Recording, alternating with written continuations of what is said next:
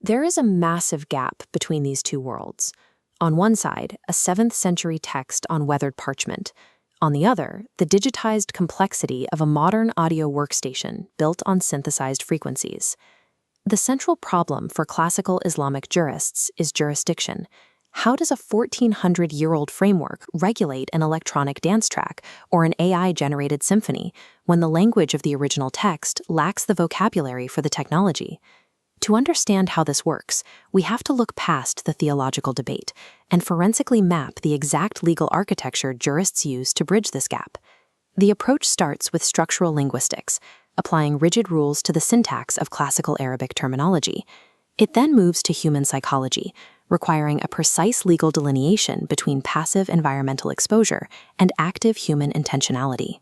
By combining these rules with an analysis of human behavior, jurists developed a methodology that operates independently of specific technological shifts. To see how this linguistic structure operates, we start with a modern counterargument that music is prohibited conditionally, only when part of an immoral environment, like alcohol consumption. This interpretation is a view held by specific contemporary scholars. Classical jurists address this by analyzing the primary textual evidence, specifically Bukhari Hadith 5590. To derive a ruling, jurists isolate a single critical verb in this text, yastahiluna, which translates to they will consider lawful. In classical Arabic syntax, this verb operates under a rigid rule. For a group to consider an action lawful, the subject must possess a baseline status of being inherently prohibited. This syntax tree visualizes the 4 items grouped together under that single verb: adultery, silk, alcohol, and musical instruments. Grouping a supposedly permitted item alongside 3 prohibited ones under the same verb creates a semantic flaw. It violates the structural logic of the sentence.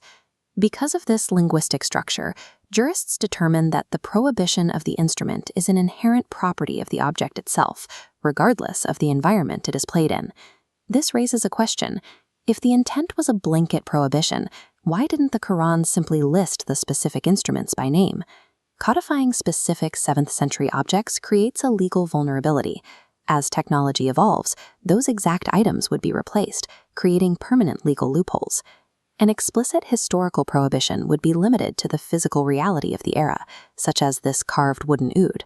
To solve this, the text utilizes Joamil Kalim, comprehensive speech. This focuses on the effect of an action using umbrella terms like lagwu, zur, and lahwal hadith, which denote frivolous or distracting engagement. Early exegetes mapped the physical instruments of their time directly beneath these conceptual categories. Because the legal target is the nature of the distraction rather than wood and strings, a modern digital synthesizer is captured by the exact same linguistic node. It is the same mechanism used for the term riba, or usury. By outlining the exploitative nature of a transaction, the law regulates complex modern financial derivatives that did not exist in antiquity. By focusing on the nature of the act rather than the tool, the framework maintains jurisdiction over any audio technology, past or future. Establishing the status of an object is only the first step.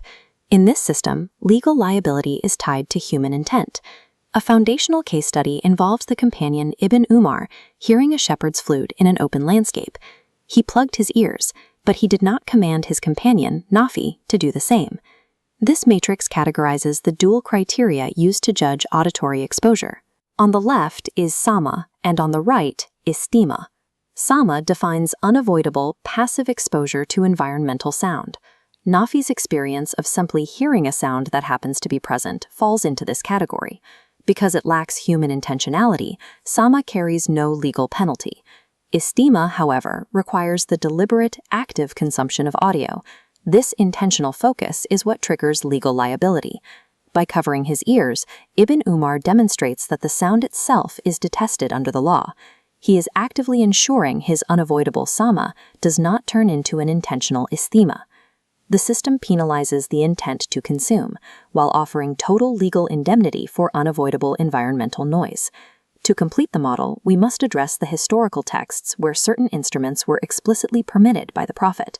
The primary example involves young girls playing the daf, a simple drum, inside the Prophet's house during the festival of Eid. When Abu Bakr entered, he labeled the act a satanic instrument. a classification the Prophet heard but did not correct. Instead of invalidating the general rule, jurists classify this as khas, a highly constrained exemption. This checklist outlines the strict variables required to activate it.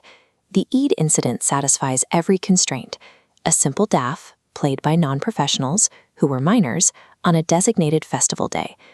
A second major exemption involves a woman who vowed to play the daf if the Prophet returned safely from a military campaign.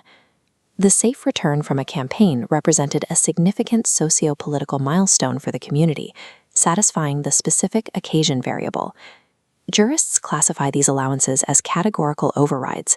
They are specific exceptions built into the code to accommodate the realities of human celebration, rather than a reclassification of the tools themselves.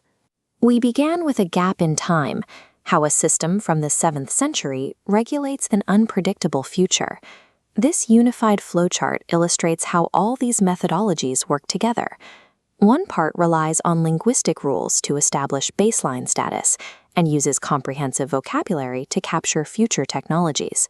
The other part maps rules onto reality by filtering them through intentionality and situational exceptions. This system provides a consistent logic for interpreting new technologies by focusing on the nature of human intent and the structural meaning of the original text.